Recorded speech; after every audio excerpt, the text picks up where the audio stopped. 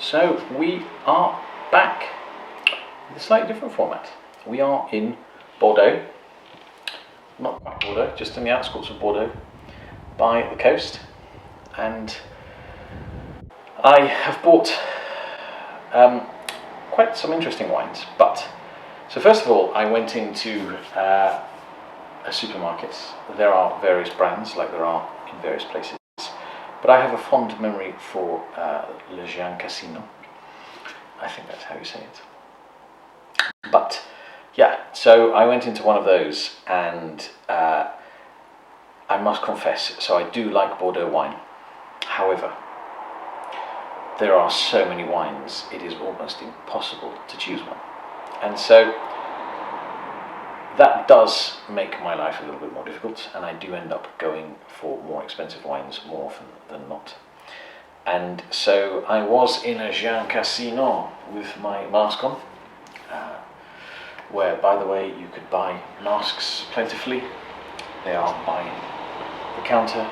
Everything is very civilized. You can buy all the sundries for disinfecting your life, from gels to gloves, etc.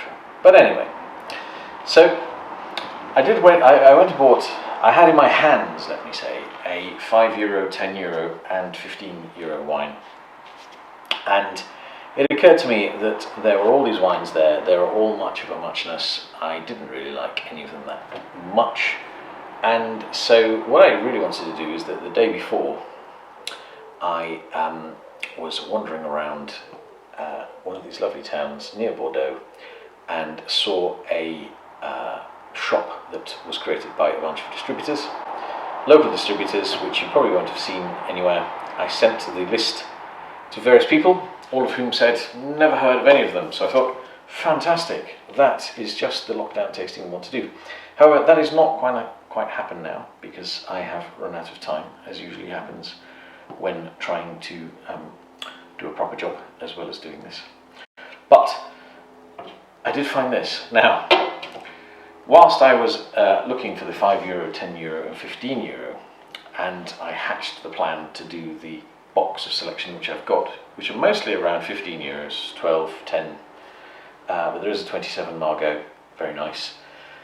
I found this, and it brought back great memories, because I have had the original Clinet, and I seem to think it was a lot more than €15 that it was priced in. And I love this when people think that AI is taking over the world, and obviously they can go into a supermarket and see smart labels, but they're not that smart really, because not only did it say that this was €15 a bottle, and it ended up being, I think, closer to 30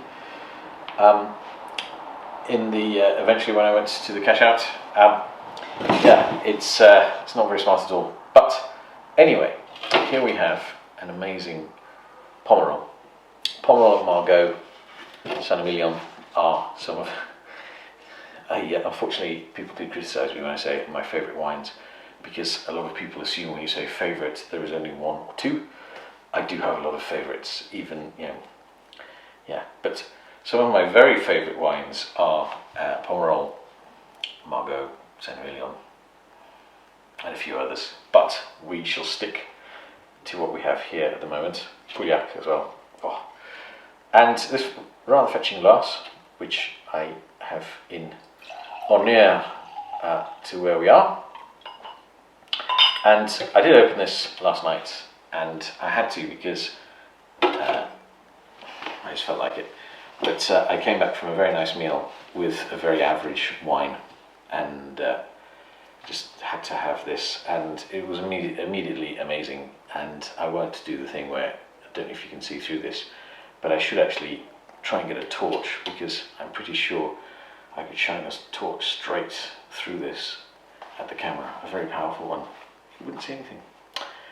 But anyway, I've managed to get a little bit of my own cork dust in there, which is very amateur. But I don't think it's going to take away from how amazing this wine is. It really is. So I don't know if you can pick up from the camera.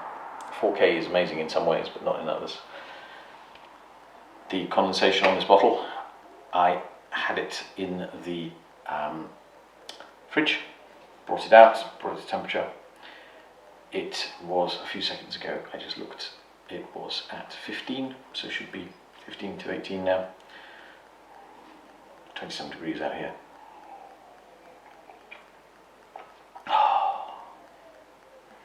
My God, this is an amazing wine.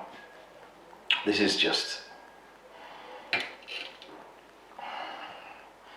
This almost serves as the benchmark by which I would judge very good but not overly hyped. Got to be careful how I phrase this, but I think it's important that you have a reference wine that is not at the moment we're going through a phase now, and this is one of the things that I loved. I'm going off on a tangent, I promise I will come back. But I am in a little village outside of Bordeaux, which is obviously very, very wealthy, called Archachon. And lovely cycle paths everywhere, amazing place. And there are very, very big modern villas. But there are, on the seafront, some very small, beautiful little villas. And it just goes to show that once upon a time, people were a lot happier with things that are a lot smaller. And so when I grew up, you know, a Lamborghini Countach was a sort of a reference car. Reference cars now have to be kind of hypercars. And I think, you know, people no longer, if you ask people what they want to be, yada yada yada, go on and on and on. Reference wine, sometimes many people in the wine industry will hold a wine that is just something you only drink once every so often. And I think a reference wine should be something that you drink more often. And my sort of definition is something that is more than you normally pay for wine, but is less than you'd pay for an average bottle of wine in a restaurant where you go. So I spend most of my time in London. I haven't been to restaurants for a while, but in general, in London, hold on to yourselves, some of you may fall off of your chairs. A very basic bottle of wine in a restaurant is 40, 50, 60 pounds. These are wines which are probably only 10, 15, some of the least scrupulous ones, even less than that, in a shop. But for less than I can get the very basic crappy bottle of wine in a supermarket in London, I can have this. Now, I must admit, I do have some nice wines that I buy in London, French wines, and some of them are very good.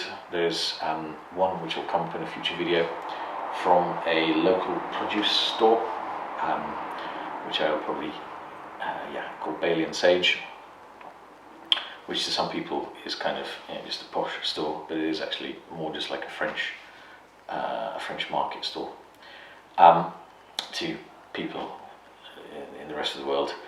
But they have a £25 bottle of wine, which is very good, quite close to this, but it is not this. And this was £25 in a Jean Casino next to a train station. So I drank this so happily last night. It is beyond belief. And I'm going to crack out the Vivino in a second. That's going to be a term, to go through what other people think of this.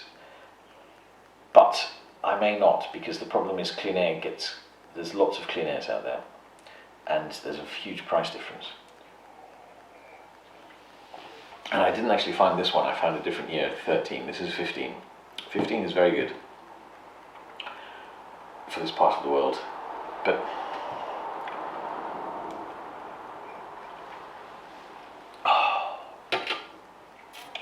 wow.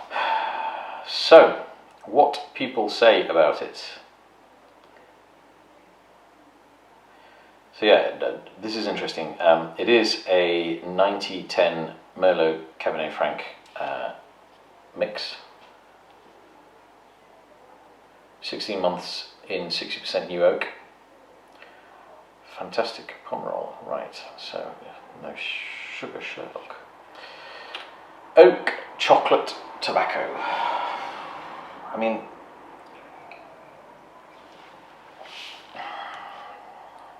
It's definitely oak, obviously. So the next one is plum, blackberry, blackcurrant. Absolutely. Leather, earthy smoke. Not so much. Cherry, red fruit, raspberry. Definitely. Licorice. We're on to licorice umami. It did not take long. But yeah, definitely. Pepper. Definitely turns of it. Mint. You know what? No. It's definitely no. Well.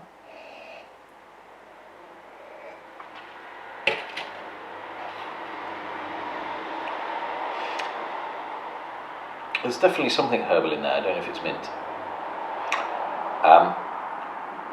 Violet. Perfume, lavender. Thank God no. Prune, raisin, dried fruit. Well, a big wine will always have a kind of a big sticky sherry sort of side to it, especially when it's 13.5%. Toast, nah. Chestnut could be a nutty. There's definitely a nutty thing in there. Cream, cheese, toasted bread. I think that's just what they were eating it with. Bell pepper. Now, there is a bit of a kind of a. I'll give them bell pepper. There's definitely, when you cut open a nice fresh bell pepper and give it a bite, there is that kind of freshness, which always surprises you in a vegetable, at least me, and this surprises you when you open it, because it is so big, but it does have a freshness, and I'll definitely, myself and 12 others have mentions of vegetal notes, which I hope is the same thing. Asparagus, I don't know. Hay, don't know. Apple, melon, yeah, I'll get there. Citrus and lime, I mean, maybe I've lost my ability, but quite a lot of people are putting citrus and lime for these kind of big wines. I just don't get it. Really don't get it. But I am looking forward to. I'm really disappointed that I could not do the Bordeaux tasting here. But it's, you just run out of time. No matter how early you get up, no matter how well you plan your day, no matter how many things you try to cram in. Right now I had to choose between getting out yet another proposal, which can wait, between having a little siesta, because I'm pretty tired given all the driving that I've done here and around here, and I chose to do this instead of having a little siesta or going for a little splash in the beach. Many things I could have done, but I did this. But unfortunately you can't choose them all. Very, very nice. I'm looking forward to this. And yeah, I think honestly, as you come out of lockdown and have lockdown wines, what better way to celebrate as slowly coming out of a lockdown than going to the part of the world that has the wine that you love.